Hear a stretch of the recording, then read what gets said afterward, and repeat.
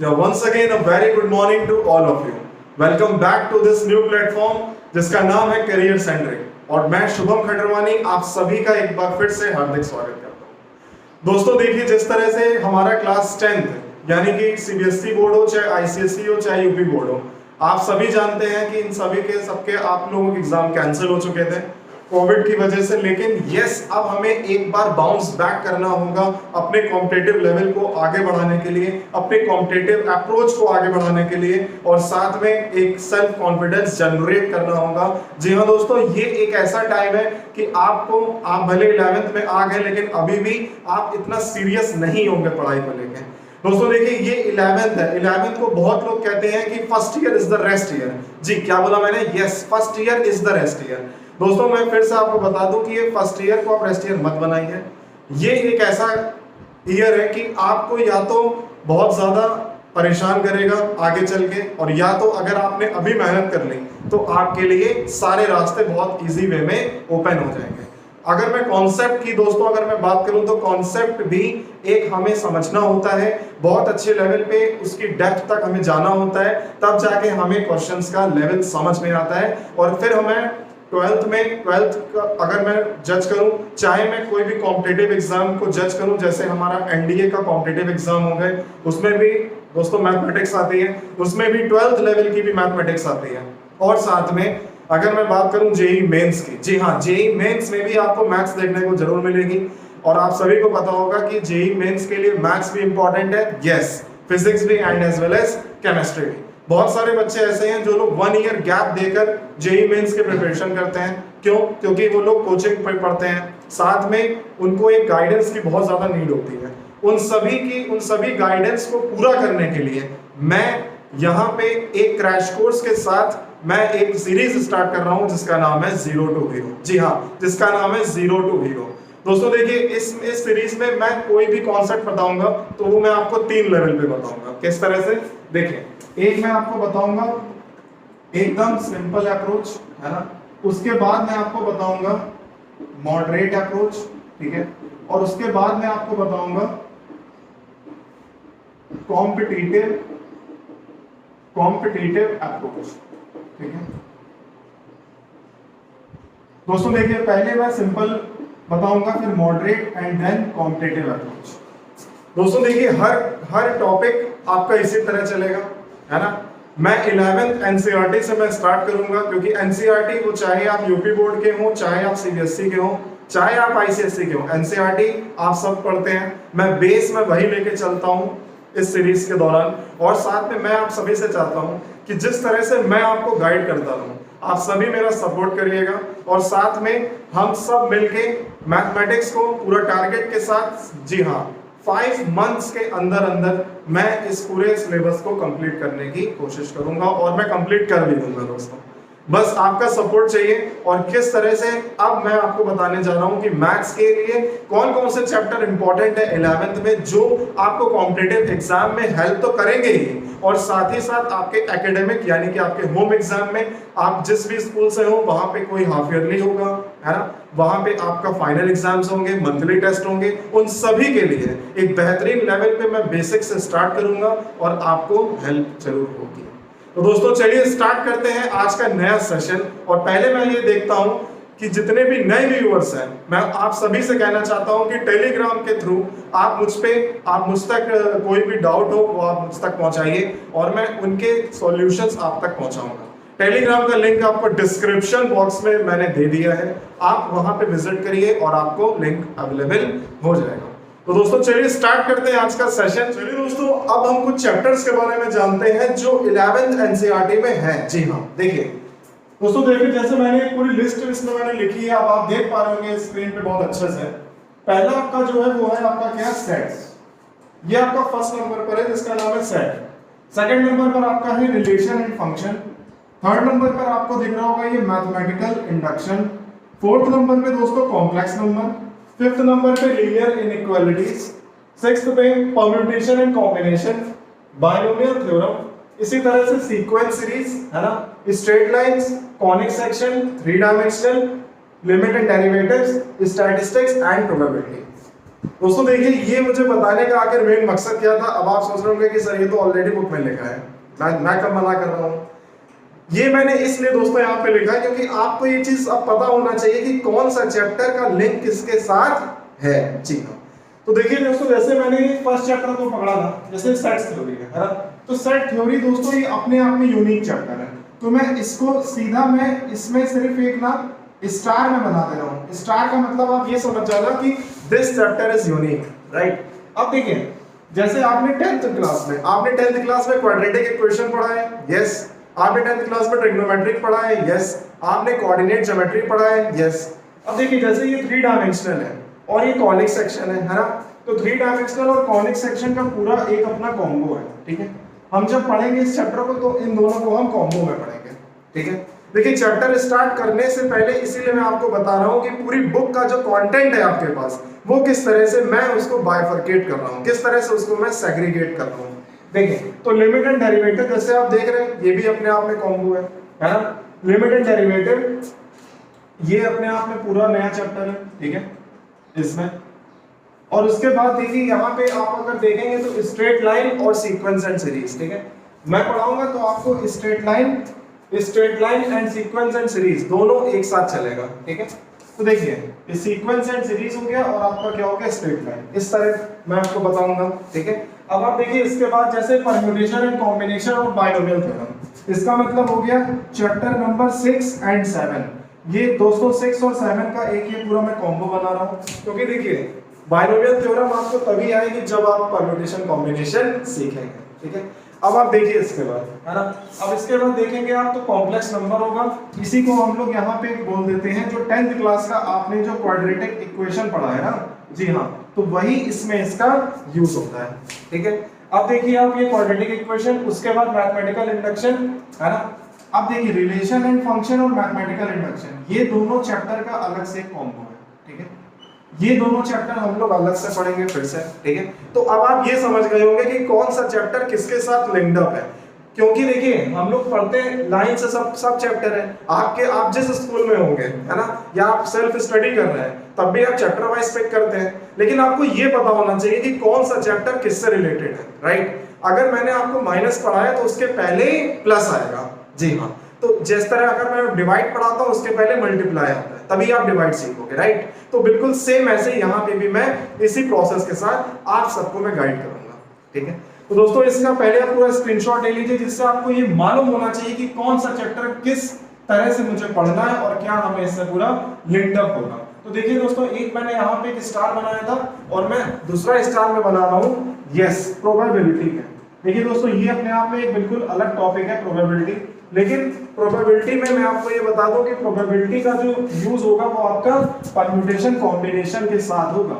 इसका मतलब है ये दोनों चैप्टर भी आपस में लिंक्ड अप होंगे, जी हाँ, ठीक है। तो देखिए प्रोबेबिलिटी और साथ में परम्यूटेशन कॉम्बिनेशन, दोस्तों आपने 10th क्लास में भी प्रोबेबिलिटी पढ़ा होगा, राइट। आपने उसमें स्टैटिस्टिक्स भी पढ़ा होगा। तो देखिए क्लास 10th के आपके कौन कौन से चैप्टर आप देख पा रहे हैं, statistics, probability 1 2, right, 3 dimensional, third straight line नहीं है। अब इसके बाद देखिए 3 चैप्टर आपके ही फिर कॉम्प्लेक्स नंबर यानी क्वाड्रेटिक इक्वेशन से रिलेटेड है, इट मींस 4 चैप्टर आपके हो गए, है ना। और उसके बाद दोस्तों फिर एक आपका चैप्टर हो गया लीनियर इनइक्वालिटीज, क्योंकि देखिए लीनियर इनइक्वालिटीज भी आपका, आप याद करिए जैसे उसमें था हमारा linear equation in 2 variables, right. आप अगर इसमें आरएस अग्रवाल उठाइए, चाहे आप एनसीईआरटी उठाइए क्लास 10th का, आपको चैप्टर मिलेगा, क्या नाम था चैप्टर का, लीनियर इक्वेशन इन 2 वेरिएबल्स। तो दोस्तों ये पूरा हमारा ये पूरा सीक्वेंस है। इसी प्रोसेस के बेस पे मैं आपको एक एक चैप्टर कराऊंगा डिटेल में, ठीक है। अब चले दोस्तों, हम आज चलते हैं एक बेहतरीन चैप्टर पे जिसका नाम है सेट थ्योरी। मैक्सिमम स्कूल्स में भी आप जहां पे पढ़ रहे होंगे उन स्कूल्स में भी फर्स्ट चैप्टर तो एटलीस्ट कम से कम कराया ही गया होगा, किसी के यहाँ हाफ हुआ होगा, है ना, किसी के यहाँ फुल हो गया होगा। तो मैं क्या चाह रहा हूं कि आप बिल्कुल बेसिक से स्टार्ट करिए मेरे साथ, मैं आपको गाइड करता हूं किस तरह से चैप्टर में एनसीईआरटी की मैं बुक लेके देखिए इसमें चल रहा हूं, ठीक है। आप क्या करेंगे, इसके बिहाफ पे आपको और भी प्रैक्टिस की नीड जरूर है, तो वो मैं क्लास के एंड में आपको मैं 2 बुक्स और रिकमेंड करूंगा कि वो आप जरूर लगाइएगा, ठीक है। तो चलिए दोस्तों, अब हम स्टार्ट करते हैं सेट थ्योरी। आज का बेहतरीन चैप्टर जो है सेट थ्योरी, और उसमें क्या है खास, चलिए देखते हैं। देखिए दोस्तों, जैसे सेट्स मैंने बोर्ड पे लिखा हुआ है, तो जानते हैं आखिर सेट आखिर होता क्या है। तो देखिए सेट्स, आपने ये सुना होगा कि अगर आप किसी शॉप पे अगर कहीं जाते हैं ना, है ना, तो आप क्या कहते हैं कि जैसे आप अगर 10th आपने जब किया, जब आप 10th में आपने जब एडमिशन लिया, तो आपको एक रजिस्टर का बंडल मिला होगा, है ना। तो क्या कहते हैं, भैया एक सेट निकाल दो। क्या निकाल दो, एक सेट निकाल दो, ठीक है। तो जैसे कॉम्बो में जैसे सेट होता है, अब जैसे आप कहीं मर्चेंट शॉप पे आप जाइए, राइट, तो मर्चेंट शॉप पे आपको वहां पे क्या मिलेगा, आप कहोगे कि मुझे आप पैंट शर्ट दिखाओ, मुझे आप जीन्स टी शर्ट दिखाइए, है ना। तो आपने कोई भी लिया तो वो एक कंप्लीट सेट में आ रहा है ना, राइट। जैसे मैंने कहा कि a set of clothes, right. अगर मैंने कहा कि मैंने कहा कि अ बंडल ऑफ बुक्स, है ना, तो ये सब सेट है। तो इसको मैं आखिर कहूंगा क्या, यस, इसको मैं कहूंगा a well defined collection of something, right, of a thing is known as the complete set, ठीक है। तो सेट ये आपको समझ में आ गया, ठीक है। अब हम इसमें ये देखते हैं कि आखिर सेट में, इस चैप्टर में कितनी एक्सरसाइजेस हैं, क्योंकि आप तो वही देखोगे कि सर किस तरह से हम अपना सिलेबस कंप्लीट करेंगे, किस तरह से हमें अपनी एक्सरसाइज करनी होगी, थोड़ा सा आप इसके बारे में जरूर बताइए, तो हम जरूर आपको बता रहे हैं। देखिए इस चैप्टर में सबसे पहले कितनी एक्सरसाइज है वो आपको बताते हैं। देखिए 3.1 है, 3.2 है, 3.3 है, 3.4 है, 3.5 है एंड 3.6 है। दोस्तों ये एक्सरसाइजेस आपको एनसीईआरटी में देखने को जरूर मिलेंगे, ठीक है। तो आपको मैं क्या कराऊंगा, पहले 3.1 से 3.2 ये मैं आपको फर्स्ट डे कराऊंगा, यानी कि आज मैं ये दो एक्सरसाइज खत्म कर दूंगा। अब आप बिल्कुल बने रहिएगा लास्ट तक, है ना। और देखिए 3.3 से 3.4 यानी 2 एक्सरसाइजेस वो मैं आपको कल कराऊंगा, और 5 और 6 यानी कि द डे आफ्टर टुमारो, ठीक है। तो देखिए इस टाइप में मैं आपको बताऊंगा, ये आपका फर्स्ट डे चलेगा, ये आपका सेकंड, और ये जो कॉम्बो है वो आपका थर्ड चलेगा। तो देखिए ये चैप्टर जो है वो तो प्रिपेयर हो जाएगा ना बड़े आराम से 3 दिन में, यस और नो, ठीक है। देखिए मैं आपको पार्ट वाइज क्यों करा रहा हूं, आप पहले बात समझो। जब तक आप लगाओगे, है ना, हर एक एक्सरसाइज के बाद जो मैं लगाने के लिए आपसे बोलूंगा, उसके पहले ना ये कंप्लीट हो जानी चाहिए, है ना।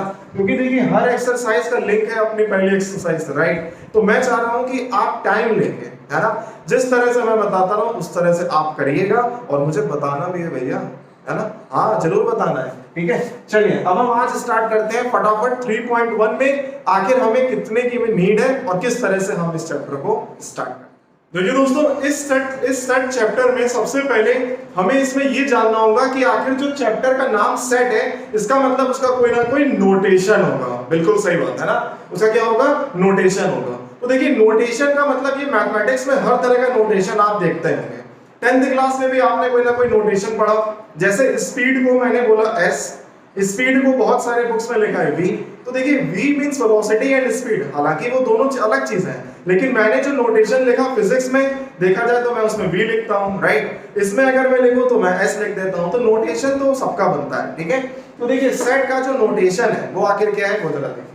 देखिए सेट को जो है ना रिप्रेजेंट करते हैं इस टाइप में, इसको हम लोग क्या कहते हैं दोस्तों, इसको हम लोग कहते हैं यस कर्ली ब्रैकेट, ठीक है। तो देखिए इस सेट थ्योरी में, इस सेट चैप्टर में, इसमें कई सारे नोटेशंस हैं। तो सबसे पहले हम उन नोटेशंस को जान लेते हैं जो आपने क्लास 6th से पढ़े हुए हैं, लेकिन आई नो थोड़ा बहुत तो यार इधर उधर हो ही जाता है माइंड, है ना। तो चलिए देखते हैं आखिर वो नोटेशंस कौन से हैं। चलिए देखिए सबसे पहले मैंने कहा sir n means natural number, right. n का मतलब क्या है दोस्तों, नेचुरल नंबर। z का मतलब दोस्तों क्या है मालूम है, इंटीजर्स। क्या मतलब है, इंटीजर्स, ठीक है, सेट ऑफ इंटीजर्स। अब देखिए इंटीजर है ना यहाँ पे, देखिए यहाँ पे z ओनली लिखा है इसलिए इंटीजर, राइट। अब इसमें सब कुछ आ गया, आपका पॉजिटिव भी आपका नेगेटिव भी। अब देखिए z से कुछ है ना यहाँ पे z प्लस, इसका मतलब ये दोस्तों यहाँ पे जो प्लस है इसका मतलब यहाँ पे क्या कहेंगे, इसका मतलब मैं यहाँ पे कहूंगा पॉजिटिव इंटीजर्स। क्लियर हो गया, राइट। अब देखिए यहाँ पे देखिए q है, q का मतलब क्या है, रेशनल नंबर। क्या नंबर है इसका, रेशनल नंबर, ठीक है। q का मतलब यहाँ पे है दोस्तों रेशनल नंबर, सही है। अब देखिए q प्लस आपका ये है ना, तो इसका मतलब मैं यहाँ पे क्या कहूंगा, पॉजिटिव रेशनल नंबर, सही है। क्या कहूंगा मैं, पॉजिटिव रैशनल नंबर, सही है। तो देखिए list of positive rational number, right, और ये आपका हो गया क्या, रैशनल नंबर। अब देखिए और कौन सा नोटेशन है, this is R and this is R plus. तो दोस्तों बहुत सिंपल है, मींस ये तो रियल नंबर है, R means capital R means real number, ठीक है ना, और ये हमारा हो गया पॉजिटिव रियल नंबर। समझ में आ गई मेरी बात, है ना, ये हमारा क्या हो गया, पॉजिटिव रियल नंबर। क्लियर हो गया, ठीक है। अब देखिए ये जो भी नोटेशंस है ना, इन सबका कहीं ना कहीं आपको यूज जरूर देखने को मिलेगा, ठीक है, क्योंकि देखिए अभी आप फर्स्ट टाइम पढ़ रहे हैं सेट, तो इसीलिए अभी आपको थोड़ा सा कंफ्यूजन भी लग सकता है, बट जिस तरह से आप इसको कई बार पढ़ेंगे ना कि कैपिटल एन मतलब नेचुरल नंबर, कैपिटल जेड मतलब इंटीजर। अब देखिए इंटीजर भी हमारे एक्चुअली 3 टाइप्स के हैं, आपने अभी तक पढ़े होंगे 2 टाइप्स के, I guarantee, positive and negative, लेकिन नहीं आप जीरो को तो भूल ही गए। देखिए इंटीजर का मतलब होता है 3 टाइप्स, राइट, एक होता है पॉजिटिव, राइट, एक हमारा होता है जीरो, है ना, और एक हमारा होता है नेगेटिव। तो देखिए पॉजिटिव, नेगेटिव और जीरो, ठीक है, मतलब कि on moving from left to right we take positive, on moving from right to left we take negative, बस इसी टाइप में ये पॉजिटिव, नेगेटिव और जीरो होता है, ठीक है। अब देखिए अब इसके अलावा, है ना, अब इसके अलावा वो क्या है जो मैं 3.1 के लिए आपको बताने जा रहा हूँ। देखिए दोस्तों मैंने बोर्ड पे 2 फॉर्म्स लिखे हुए हैं, तो चलिए जरा देखते हैं आखिर ये फॉर्म्स क्या है। देखिए सबसे पहले मैंने लिखा है दोस्तों रोस्टर और टेबुलर फॉर्म, राइट, और सेकंड मैंने लिखा है सेट बिल्डर फॉर्म। अब ये बड़ा अजीब सा लग रहा है कि यार ये पता नहीं क्या लिख दिया उठा के, है ना, कि ये रोस्टर और tabular form, what is this. देखिए कुछ नहीं है, बहुत सिंपल है, बस आपको बस मन से सुनना है। देखिए ये जो टेबुलर फॉर्म लिखा है ना, और ये जो रोस्टर फॉर्म लिखा है, देखिए रोस्टर का मतलब क्या है, एक्सट्रैक्ट करके, मतलब एक्सट्रैक्ट मतलब कोई भी मान लीजिए कोई इक्वेशन है, राइट, हमें उसको एक्सट्रैक्ट करके हमें उस वे में लिखना है ना, कि जो भी मैंने लिखा है वो एक वेल डेफिनेट हो, क्या हो वो वेल डेफिनेट फॉर्म हो, है ना, इन द टर्म्स ऑफ क्या, in the term of numbers, in the form of alphabets, है ना, in the form of any symbols, ठीक है। तो देखिए मैंने क्या बोला, रोस्टर और टेबुलर फॉर्म। अब जरा देखते हैं पहले इसका एक एग्जांपल मैं पहले आपको बताता हूं, बहुत सिंपल है। देखिए कैसे, सपोज करिए एक मैंने इक्वेशन लिखी x² - x + 2 = 0, है ना, दिस इज द इक्वेशन। मैंने कहा कि सर इसको जो है आप किस में करिए, रोस्टर और टेबुलर फॉर्म में करिए, मतलब we have to convert it, है ना, इनटू अ रोस्टर और टेबुलर फॉर्म, ठीक है। अब जरा देखिए इसको मैंने तुरंत पहले फैक्टराइज किया, सही है, तो देखिए यहाँ पे आपका क्या आ जाएगा, x² - 2x + x, है ना, +2, सही है, ठीक है, इक्वल टू 0, सही है। यहाँ पे आप माइनस यहाँ पे लगा दीजिएगा, है ना, तो यहाँ पे भी आपका ये हो जाएगा, सही है। अब देखिए तो आपने क्या किया, यहाँ पे x कॉमन x - 2, है ना, +1 कॉमन x - 2 = 0। तो देखिए x की देखिए 2 वैल्यू निकल आई, एक आई 2 और एक आई -1, सही है ना। देखिए एक आई 2 और एक आई -1। अब आप बहुत ध्यान सुनिएगा, इसको कन्वर्ट किस में करना है यार, इसको कन्वर्ट करना है रोस्टर और टेबुलर फॉर्म में, खत्म आंसर। कैसे, जो 2 और -1 है ना, यही आपका रोस्टर और टेबुलर फॉर्म है। लिखना कैसे है वो देखिए, सीधा आपको लिखना है इन रोस्टर फॉर्म 2, -1, है ना, और इस टाइप में ब्रैकेट में बंद कर देना है, ठीक है। तो ये आपका हो गया रोस्टर और टेबुलर फॉर्म, ठीक है। तो आई hope you got it very well कि रोस्टर और टेबुलर फॉर्म में यार करना क्या है, कुछ नहीं, वैल्यू मैंने निकाल दी, है ना, एक डेफिनेट वैल्यू हमारे आनी चाहिए, ठीक है। डेफिनेट वैल्यू जैसे आ गई तुरंत मैंने इसको कर्ली ब्रैकेट्स में बंद कर दिया, और ये होता क्या, ये तो यार सेट का तो क्या है, नोटेशन है ना, यस। तो आई होप आपको समझ में आ गया होगा, ठीक है। चलिए अब हम चलते हैं सेट बिल्डर फॉर्म में, इसमें चलते हैं सेट बिल्डर में। देखिए इसमें भी कुछ नहीं है, सेट बिल्डर का मतलब है it is the just reciprocal, है ना, ऑफ द रोस्टर और टेबुलर फॉर्म, ठीक है। देखिए मैंने यहाँ पे आपको जब बात बोली थी रोस्टर की, तो रोस्टर से आपको ये ध्यान में आ जाना चाहिए, मैंने बोला था एक्सट्रैक्ट करके, राइट, यानी कि हम उसमें से कुछ निकाल के मैं उसको अलग कर दे रहा हूँ। जैसे मैंने इसको अलग कर दिया, तुरंत मैंने इसमें ब्रैकेट्स में 2, -1 करके लिख दिया। तो that is what I am trying to say, ये हमारा क्या हो गया, रोस्टर फॉर्म। चलिए अब हम चलते हैं सेट बिल्डर फॉर्म में, तो चलिए देखते हैं आखिर ये कौन सा बिल्डर फॉर्म है। देखिए सबसे पहले मैंने इसमें क्या किया, सेट बिल्डर का मतलब क्या है। देखिए मैंने यहाँ पे लिखा कि सर एक सेट है ना, सपोज करिए a = है ना, late a = A E I O U, सही है ना, एक ये चीज है। तो देखिए इसको ना सेट बिल्डर फॉर्म में इसको करना है, बस आप ध्यान से सुनिएगा। देखिए मैंने इसमें क्या कहा, इसको आपको सेट बिल्डर फॉर्म में करना है। तो अब बताइए कैसे करेंगे। जिस तरह से अगर मैं ये देखूं, है ना, तो ये चीज तो लिखी हुई है एकदम कंप्लीट सेट, तो मैं इसको ये कह सकता हूं कि यार ये तो रोस्टर फॉर्म में लिखा है। यस और नो, सही है भाई, ये तो रोस्टर फॉर्म में लिखा है। अब इसको करना क्या है, सेट बिल्डर फॉर्म में। तो करो ना यार, देखो सेट बिल्डर फॉर्म में कैसे होगा, देखिए सीधा सीधा x is such that x, ठीक है ना। उसके बाद क्या लिखना है, where, देखिए है ना, where x, है ना, is a, ठीक है, set of vowels, है ना, in an English alphabet, सही है, इंग्लिश अल्फाबेट। देखिए मैंने इसको यहाँ पे क्या लिखा, ऐसे लिखा, ठीक है, ये हमारा है क्या, सेट बिल्डर फॉर्म। अब देखो मैंने किया क्या है, कुछ भी नहीं किया है, लेकिन फिर वही बात है, इसको पढ़ना आना चाहिए। देखिए मैंने कैसे पढ़ा, x is such that, है ना, इसका जो साइन है ना, ये जो साइन है ना, इसका साइन का मतलब होता है such that, सही है, ठीक है, x is such that, इसका मतलब क्या है दोस्तों, ये मैं आपको बताता हूँ, ठीक है। देखिए ये जो वैल्यू है ना, इसको मैंने x मान लिया, सही है, जो हमारा पूरा फंक्शन है उसको मैंने x मान लिया। तो देखिए x जो है वो x इस तरह से है कि x is such that, x का मतलब है x जो है उसमें जो एलिमेंट्स है वो इस तरह से अरेंज है कि जितने भी एलिमेंट्स हैं यहाँ पे वो एक वॉवेल्स हैं, और वो वॉवेल्स कहाँ के हैं, सीधी बात है इंग्लिश अल्फाबेट के हैं। तो मैंने किया क्या, कुछ नहीं किया, जो लिखा था उसको मैंने लैंग्वेज में लिखा। एक बार फिर से, जो लिखा था उसको मैंने लैंग्वेज में लिख दिया। तो this is all about the set builder form. अब आपसे सिर्फ एक क्वेश्चन है, यार दिक्कत क्या है, क्या प्रॉब्लम है, कठिन है क्या, कुछ भी कठिन नहीं है ना।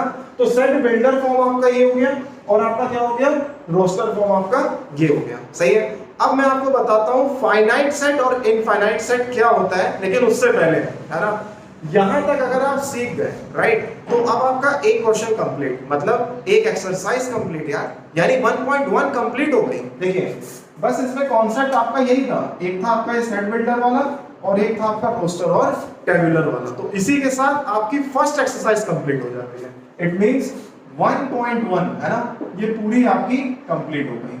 अब इसको आप लगाइएगा, उसके बाद फिर आप मुझसे टेलीग्राम के थ्रू पूछिएगा, और इसके बाद मैं आपको ये भी बताऊंगा, जैसे आप लगाएंगे यानी कि कल, तो मैं इसके कुछ बेहतरीन क्वेश्चंस भी मैं आपको कराऊंगा इस एक्सरसाइज में, ठीक है, जिससे आपका पूरी क्लियरिटी आपको हो जाए। आप एक्सरसाइज जरूर लगाइएगा, और मैं ये उम्मीद करता हूँ आप लगाओगे। अब तो लगा लेना यार, है ना। तो चलिए देखिए, तो 1.1 आपका ये कंप्लीट इसमें हो जाएगा। अब हम चलते हैं 1.2 एक्सरसाइज के जो बेसिक कॉन्सेप्ट है, आखिर वो क्या है। देखिए दोस्तों, मैंने क्वेश्चन लिखा है, अब इसके बाद फिर मैं आपको बताऊंगा 1.2 से रिलेटेड आगे कौन सा कॉन्सेप्ट है। देखिए इसमें यहाँ पे है let a equal to 1 4 9 16 25, right. एक चीज आपको बिल्कुल इसमें कॉमन दिख रही होगी, यस। आप कहोगे कि सर ये 2 का स्क्वायर है, 3 का स्क्वायर है, 4 का स्क्वायर है, 5 का स्क्वायर है, और ऐसे ही एंड सो ऑन पूरा चलता चला जाएगा, है ना। तो what we need to do, देखिए कुछ नहीं करना है, इसमें सेट बिल्डर फॉर्म है। एक चीज बिल्कुल क्लियर हो गई, क्या, कि यार ये 1 स्क्वायर 2 स्क्वायर 3 स्क्वायर यानी कि हर नेचुरल नंबर का स्क्वायर है कि नहीं है, यस, बस इसी को पकड़ना है। तो कैसे लिखेंगे, देखिए सेट बिल्डर फॉर्म में, है ना, क्या लिखेंगे, x is such that x, है ना, is a, सही है, x is such that x is a, ठीक है, set of square of natural number, सही है, सेट ऑफ नेचुरल नंबर, बस इतना आपको लिखना है, ठीक है। x is such that x is a set of natural numbers। जैसे यहाँ पे आपने लिख दिया, तो ये आपका पूरा का पूरा क्या हो गया, सेट बिल्डर फॉर्म में, ठीक है। आप इसको ना इस तरह से भी लिख सकते हैं, वो देखिए x is such that x, ठीक है, where, है ना, x equal to n square, ठीक है ना। और इसके बाद लिख सकते हैं जहां पे n belongs to x, क्या लिख सकते हैं, n belongs to x। अब देखिए जरा ये आगे लिखा क्या है, क्योंकि बहुत सारे बच्चों को तो फर्स्ट टाइम ये दिख रहा होगा, और बिल्कुल सही बात है। इसका मतलब होता है बिलोंग्स। बिलोंग्स का मतलब क्या है, जो n है, n यानी नेचुरल नंबर है, वो इस सेट में है। जो n है यानी नेचुरल नंबर है वो इस सेट में है, सही है। इसका मतलब है n बिलोंग्स टू, सही है। देखिए क्लियर हो गया। और x equal to n square का मतलब यहाँ पे है where n equal to 1 2 3 4 and so on. क्योंकि देखिए n इक्वल टू 1 रखेंगे तो ये आएगा, 2 रखेंगे तो ये आएगा, इसलिए, है ना। तो n equals to 1 2 3 4 5 and so on.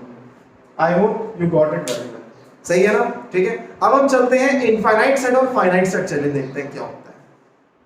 देखिए दोस्तों, जैसे मैंने यहाँ पे लिखा है फाइनाइट सेट और इनफाइनाइट सेट, बहुत ध्यान से सुनिएगा। देखिए फाइनाइट का मतलब क्या है, जिसका कोई डिफाइन हो, मतलब कि जिसका कोई डेफिनेट रेशियो हो या कोई डेफिनेट वैल्यू निकल आए, राइट। या फिर हमने जैसे अभी प्रीवियस क्वेश्चन में जैसे मैंने क्या किया था, उसको मैंने रोस्टर फॉर्म में किया था, जैसे मैंने x की वैल्यू निकाली थी। तो that is what finite set. Finite का मतलब क्या है कि अ वेल डिफाइंड कलेक्शन, है ना, जिसकी एक वैल्यू डिफाइन हो, राइट। तो उसको हम लोग क्या कहते हैं, फाइनाइट सेट, ठीक है। अब जैसे यहाँ पे है, जैसे मान लीजिए सेट ऑफ नेचुरल नंबर मैंने बोला, तो सेट ऑफ नेचुरल नंबर का मतलब है ये तो इनफाइनाइट है, क्योंकि देखिए नेचुरल नंबर तो बहुत सारे हैं ना। मैं कह दूं 2, यस। मैं कह दूं 1000, यस। मैं कह दूं 2000, यस ऑलरेडी। तो देखिए ये सारे के सारे जितने भी मैंने आपको नंबर बोले वो सारे नेचुरल नंबर हैं, इसीलिए वो हमारा इनफाइनाइट है। इनफाइनाइट का मतलब है कि उसमें कोई भी ऐसी चीज है कि अब जैसे मैंने कहा set of cube of natural number, it means 1 cube 2 cube 3 cube 5 cube and so on, है ना। तो वो उसकी कोई लिमिट नहीं है, राइट। तो उसका कोई एंड पॉइंट नहीं है। जब किसी भी सेट का कोई एंड पॉइंट नहीं होता है ना, उसको हम लोग कहते हैं इनफाइनाइट सेट। और जब हमें एक प्योर कलेक्शन सेग्रीगेट यानी हट के मुझे सेपरेट मिल जाता है, उसे हम लोग कहते हैं finite set. I hope you got it very well, है ना। तो देखिए वैसे तो हमारा एक फाइनाइट सेट और एक हमारा है इनफाइनाइट सेट, ठीक है। आई होप आपको समझ में आ गया होगा। अब देखिए नेक्स्ट है हमारा क्या, ये एक है एम्प्टी सेट, है ना। और ये जो है ना, इसी को हम लोग कहते हैं क्या, नल सेट। ये एक्चुअली दोनों ही चीज से है, ठीक है। देखिए एम्प्टी सेट का मतलब क्या है, बहुत सिंपल है। मैं आपको एग्जांपल देता हूँ। देखिए जैसे मैंने आपसे कहा कि जैसे मैंने आपसे कहा कि अ बंच ऑफ बुक्स, है ना, एक बुक्स का पूरा बंडल है, वो पूरी मैथमेटिक्स की उसमें बुक्स है। किसकी बुक्स है, मैथमेटिक्स की, ठीक है। अब मैंने आपसे ये कहा, है ना, कि इसमें से फिजिक्स का सेट कौन सा है, तो आप कहोगे इसमें से कोई नहीं है। इट मींस उसके लिए नल सेट है। कौन सा सेट है दोस्तों, यस, नल सेट है। तो नल सेट को देखिए डिनोट किससे करते हैं, इसको डिनोट करते हैं फाई से। किससे डिनोट करते हैं, फाई से, है ना। इसका ये जो साइन है ना, इस साइन का मतलब है यहाँ पे फाई, THI, ठीक है। ये आप याद रखेंगे कि ये जो साइन का मतलब है वो क्या है, फाई, ठीक है। तो इसको हम लोग क्या कहते हैं, नल सेट कहते हैं। और एम्प्टी सेट, दोनों की बात सेम है, ठीक है। अब देखिए ये आपने सीख गए कि नल सेट और एम्प्टी सेट क्या है ना। ये आप सीख गए फाइनाइट और इनफाइनाइट क्या है, ठीक है। अब मैं आपको एक बहुत सीधी बात बताता हूँ यार, यही तो पढ़ना है 1.2 में, मालूम है। देखिए अब देखिए 1.2 जो एक्सरसाइज है ना, इसके लिए सिर्फ आपको एक चीज और देखनी है, जिसका नाम है इक्वल सेट। क्या देखना है, यस, इक्वल सेट। चलिए वो भी हम लोग जरा समझ लेते हैं। देखिए इक्वल सेट आके होता क्या है ना। मैं ये थर्ड नंबर पे बता रहा हूँ कि इक्वल सेट आके क्या होता है। देखिए इक्वल सेट का मतलब है, जैसे मान लीजिए A इक्वल टू 1, 2, 3, है ना।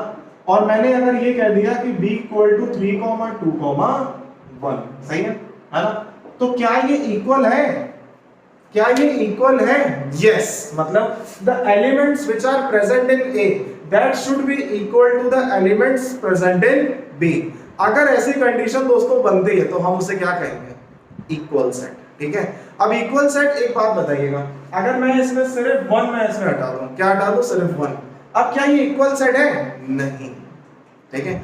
मैंने क्या बोला, each and every element should be equal to the other set of element, सही है, ठीक है। तो यहाँ पे तो आपका 3 to 1 में लिखूंगा, क्यों, क्योंकि यहाँ पे ये प्रूव हो गया कि this is the equal set, ठीक है।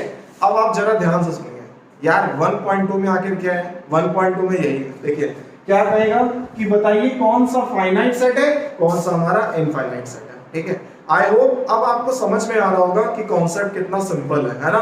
कॉन्सेप्ट में दोस्तों दम नहीं होता है ना।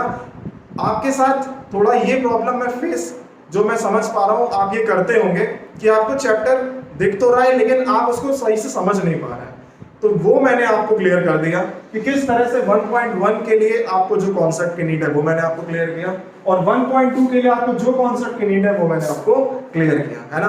अब कल मैं आपको 1.2 और 1.1 के कुछ मैं आपको पहले क्वेश्चंस कराऊंगा, उसके बाद फिर मैं आपको 1.3 के भी कॉन्सेप्ट बताऊंगा, ठीक है। तो दोस्तों देखिए, ये पूरा यहाँ तक आपका पूरा 1.2 इसमें कंप्लीट हो जाएगी। अब इससे ज्यादा 1.2 के लिए और कुछ नहीं पढ़ना है यार, है ना। अब आपको सिर्फ एक्सरसाइज लगानी है। आई होप आप लगाओगे एक्सरसाइज, राइट। और कोई भी प्रॉब्लम हो, अरे यार टेलीग्राम पे सेंड करना, मैं सब करा दूंगा, उसमें क्या है। बट है ना, ईच एंड एवरीथिंग जब तक क्लियर ना हो जाए तब तक आप इस वीडियो को आप दोबारा देखिएगा। मैंने मैंने वर्ड्स का यूज किया है, आप इस वीडियो को दोबारा देखिएगा। तो चलिए दोस्तों, सेशन में एंड करता हूं, लेकिन मैं आप सभी से एक मैं प्रॉमिस चाहता हूं कि आप 1.1 एंड 1.2 जरूर लगाएंगे, है ना। तो दोस्तों ठीक है, अब आप अपना खुद से प्रैक्टिस करिएगा घर पे, है ना। और मैंने आप सबसे कहा था सेशन एंड करने से पहले मैं आपको बुक्स के बारे में बताऊंगा। दोस्तों देखिए, आप 2 किताब ले सकते हैं। पहले तो ये जिसका नाम है RS अग्रवाल, ठीक है, RS अग्रवाल, है ना। और दूसरी किताब है आपकी RD शर्मा मैथमेटिक्स के लिए, ठीक है। दोस्तों एक है आपके पास RS अग्रवाल, एक ले लीजिए अगर आपके पास नहीं है तो, और एक ले लीजिए RD शर्मा, और NCERT है ही है। तो देखिए मैं क्या चाह रहा हूं, मैं ये चाह रहा हूं कि आपको जैसे मैंने एक चैप्टर पढ़ाया, अब उसी चैप्टर की आप प्रैक्टिस तीनों बुक से कर लीजिए। NCERT तो मैं चला ही रहा हूं, उसके बाद RS अग्रवाल भी आप लगाइए, साथ में आप RD शर्मा लगाइए इसी चैप्टर का। जब आप इस चैप्टर के तीनों बुक से आपका कंप्लीट हो जाएगा ना, है ना, तो आपको कॉन्फिडेंस आएगा, ठीक है। तो चलिए दोस्तों, मैं अब सेशन एंड करता हूं। आप अपना ख्याल रखिएगा, घर पे रहिएगा, स्वस्थ रहिए, हंसते रहिए और पढ़ाई जरूर करिए, है ना। चलिए तब तक के लिए ऑल द बेस्ट।